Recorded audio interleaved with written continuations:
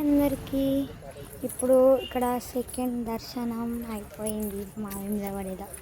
ఇదిగో ఇక్కడ గణేష ప్లస్ శివుడు, ఇక్కడ ఏదో రథం లాగుంది.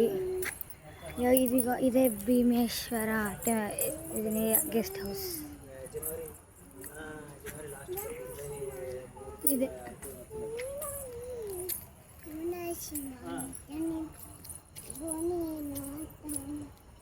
సెకండ్ దర్శనం. ఇవాళ టెంపుల్ అసలు రష్ లేదు.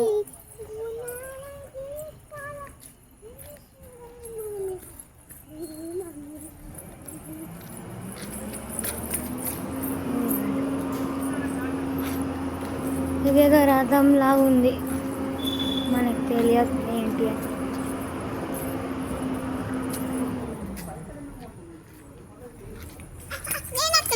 ఇదిగో మా చెల్లె తేజు.